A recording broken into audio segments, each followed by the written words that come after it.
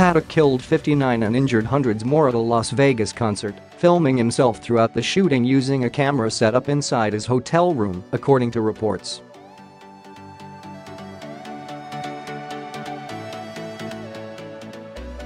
He also placed a camera in a food service cart outside his room so he could see when cops were outside his door, according to Sky News.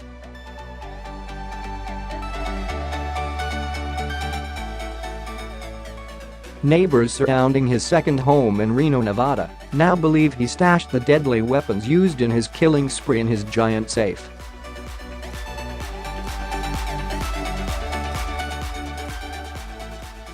In an exclusive interview with Sun Online, Susie Page, 68, who lives next door to Paddock and his girlfriend Marilou Danley, said, "It was the talk of the neighborhood, what on earth he had stashed in the safe. It was as big as a refrigerator."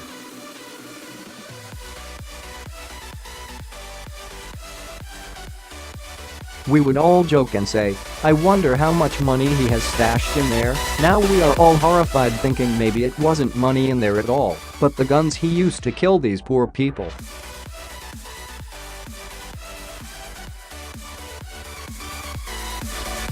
It's hard to believe in this quiet, caring community of monster was living next door.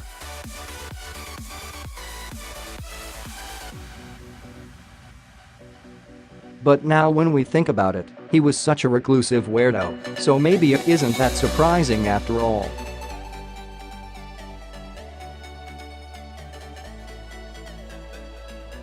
"I lived next door to him and his girlfriend and never once got as much as a smile out of him."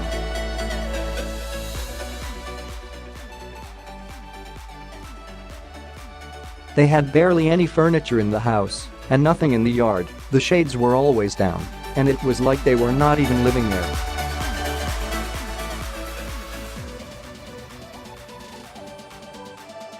"I never heard music, conversation and never once saw them have friends over. He would keep his face down, avoid all conversation, and was just very unfriendly and strange."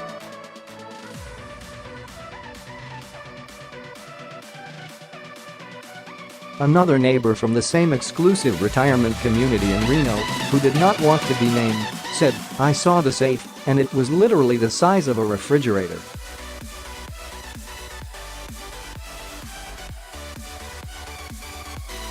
"We would all wonder what on earth he kept in there, but nobody could ever ask as he was not the kind of man who engaged with anyone."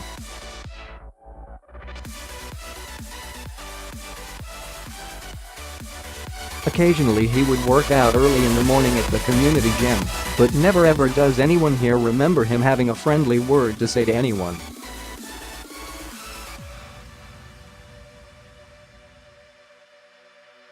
Mrs. Page also revealed how Paddock, 64, fled town after buying a new silver minivan at the start of August.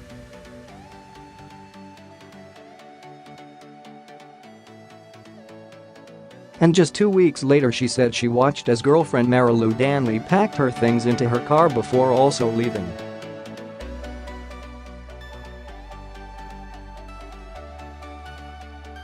Mrs. Page added, "I remember at the start of August looking out of my window and seeing Stephen pull up in a brand new huge silver minivan.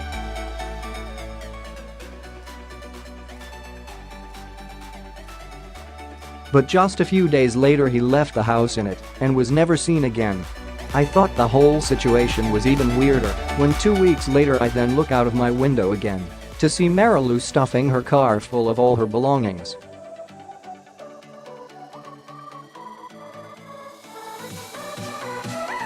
Over the course of 3 or 4 days it was like she was moving her entire life out of the house.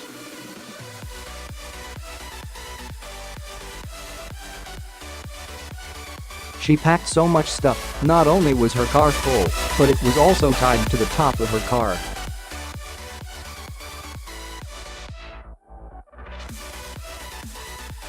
After a few days of packing she too pulled out of the driveway and was never seen again.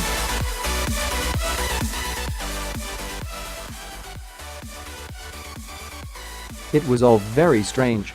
On Monday, Mrs. Page was asked to evacuate her home as the FBI and bomb squads moved in to search the house Paddock bought in 2013 in the Del Webb Sierra Canyon retirement community.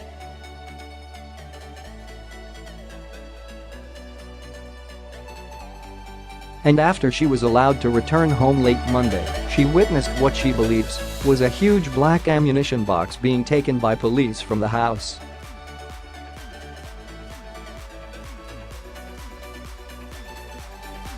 She said, "The police had been here all yesterday. At some point, after I was allowed to return home, I saw them carrying a huge black box out of the house and loading it into the van.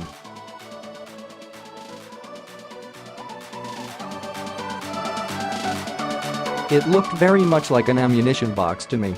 It is just terrifying to think what was going on next door to my home without any of us having any idea."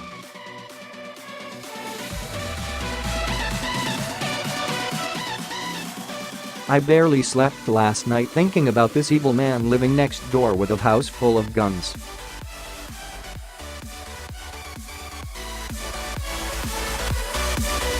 It could have been any of us. He unleashed this horror on. It's just too much to even think about."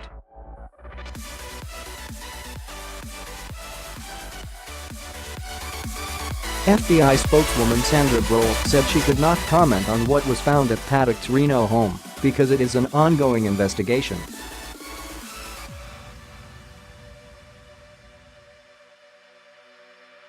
Cops in Mesquite, Nevada, where Paddock also owned a home, also carried out a search warrant on the property and found 19 more guns and thousands of rounds of ammo.